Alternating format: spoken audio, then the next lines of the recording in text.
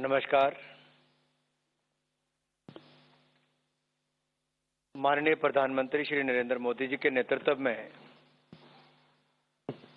आज केंद्रीय मंत्रिमंडल की बैठक हुई, जिसमें भारत के शहरों के लिए ग्रीन मोबिलिटी को मद्देनजर रखते हुए, पर्यावरण को ध्यान में रखते हुए, वर्तमान और भविष्य के ट्रांसपोर्टेशन के लिए एक बहुत महत्वपूर्ण निर्णय किया गया है, जो ministry of housing and urban affair से जुड़ा हुआ है। पीएम ई बस सेवा की मंजूरी दी गई है और पीएम ई बस सेवा पर 57,613 करोड़ रुपए खर्च किए जाएंगे। 10,000 बसें और ये 10,000 न्यू इलेक्ट्रिकल बसेस, 10,000 नई इलेक्ट्रिकल बसेस की सेवाएं उपलब्ध करवाई जाएंगी। देश भर के 169 शहरों में से 100 शहरों को चैलेंज मेथड के आधार पर चुना जाएगा। अब ये वर्तमान में अगर आप देखेंगे, देश के अधिकांश शहरों में पब्लिक ट्रांसपोर्ट की सुविधाएं, विशेष रूप से बसों का काफी अभाव है और नेशनल अर्बन ट्रांसपोर्ट पॉलिसी के अंतर्गत ये सुझाव भी थे कि जैसे पब्लिक ट्रांसपोर्ट को, नॉन मोटराइज्ड ट्रांसपोर्ट, इसको और बल देना चाहिए, प्रोत्साहन देना चाहिए। तो इसी परिप्रेक्ष्य में देश के 100 शहरों को वृहद पैमाने पर इलेक्ट्रिक बस सेवा चलाने के लिए ये योजना तैयार की गई है, जो ग्रीन मोबिलिटी को बढ़ावा देगी। अब ये कैसे 100 शहर चुने जाएंगे? देश में जो 3 लाख से 40 लाख की जनसंख्या वाले 169 शहर है, 169 सिटीज हैं, उनमें चैलेंज मेथड के आधार पर 100 शहरों का चयन किया जाएगा। 5 लाख से कम जनसंख्या वाले शहरों को 50 बसेस मिलेंगी।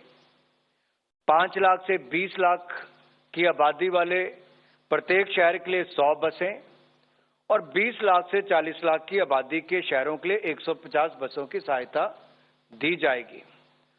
और जो राज्य और जो शहर पुरानी बसों को स्क्रैप करने के लिए शहरों को अतिरिक्त बसें एलोकेट की जाएंगी। मान लीजिए कोई एक शहर है, जालंधर ही है, अब वो पुरानी बसों के स्क्रैप के लिए अपनी जमीन कहीं उपलब्ध कराते तो उसको अतिरिक्त बसें उस शहर के लिए दी जाएंगी।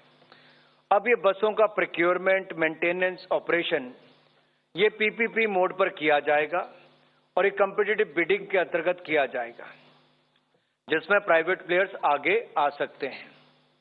इसके लिए प्रति किलोमीटर परिचालन के लिए केंद्रीय सहायता दी जाएगी। तो जो भी पीपीपी मोड पर आएगा उसको प्रति किलोमीटर के आधार पर चलाने के लिए केंद्रीय सहायता मिलेगी और ये सहायता अगले 10 साल तक मिलती रहेगी। ये स्कीम सन 2037 तक चलेगी। मान लीजिए कोई बस 2025 में शुरू होती है तो 2035 तक उसको उसका लाभ मिलता रहेगा। और पर किलोमीटर देय राशि जो है, ये भी कॉम्पिटिटिव बिडिंग के द्वारा ही चयन का पैरामीटर इस पे रखा गया है। ये जो 57,613 करोड़ रुपए पूरे कुल पीएम ई बस सेवा पर खर्च होंगे, ये 57,613 करोड़ रुपए 2037 तक खर्च होंगे। इसमें से 20,000 करोड़ रुपया भारत सरकार की तरफ से दिया जाएगा। शेष राशि जो है वो राज्य सरकारों को देनी पड़ेगी। जैसे बस सेवा के संचालन के लिए इन शहरों में आवश्यक इंफ्रास्ट्रक्चर की जरूरत है, जैसा कि बस डिपो है या अपग्रेडेशन करनी पड़ेगी। जो डिपो है, कोई नए निर्माण होंगे, कुछ की अपग्रेडेशन करनी पड़ेगी, जहां पर इलेक्ट्रिक बसेस के पावर इंफ्रास्ट्रक्चर के लिए भारत सरकार द्वारा सहायता उपलब्ध करवाई जाएगी। जो दूसरा इसका कंपोनेंट है, ग्रीन अर्बन मोबिलिटी इनिशिएटिव गुमी के अंतर्गत हम बस रैपिड ट्रांसपोर्ट प्रोजेक्ट्स बनाएंगे, बस रैपिड ट्रांजिट प्रोजेक्ट बनाएंगे और बाइक शेयरिंग, बाइसाइकिल लेन्स जैसे नॉन मोटराइज्ड ट्रांसपोर्ट इंफ्रास्ट्रक्चर का निर्माण और national common mobility card NCMC और intelligent transit management system ITMS, multi modal interchange facilities जैसे इनोवेटिव प्रोजेक्ट्स भी क्रियान्वयन इसके अंतर्गत किए जाएंगे। इसके लिए भी ग्रीन मोबिलिटी चैलेंज के आधार पर ही शहरों का चयन किया जाएगा। अब ये जो 20,000 करोड़ भारत सरकार देगी, इसका मैंने आपको बताया कि कैसे अलग अलग जो चैलेंज मेथड के माध्यम से पीपीपी प्रोजेक्ट में चुने जाएंगे। इसमें कुछ कंपोनेंट पर गुमी वाले पे भी और पीएमई बस सेवा पर भी 100% भारत सरकार पैसा देगी। वो कंपोनेंट जो है वो हमारा नेशनल कॉमन मोबिलिटी कार्ड, इस पर 100% भारत सरकार देगी। इंटेलिजेंट ट्रांजिट मैनेजमेंट सिस्टम, इसके ऊपर 100% भारत सरकार पैसा देगी। और इलेक्ट्रिक बस के लिए जो पावर इंफ्रास्ट्रक्चर है, इसके लिए भी 100% पैसा भारत सरकार देगी।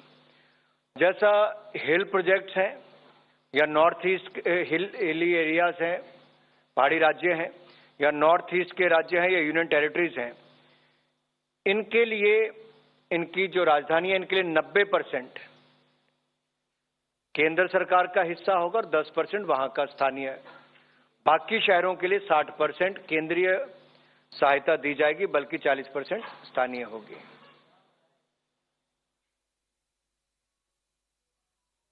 इस योजना के क्रियान्वयन से देश के शहरों में सार्वजनिक परिवहन सेवा का विस्तार होगा, नागरिकों को ईज ऑफ लिविंग मिलेगा और ग्रीन मोबिलिटी को हमारे बल मिलेगा। और क्लाइमेट चेंज संबंधी जो हम इनिशिएटिव लेते हैं, उसको भी एक भारत की एक और पहल इसमें देख सकते हैं आप।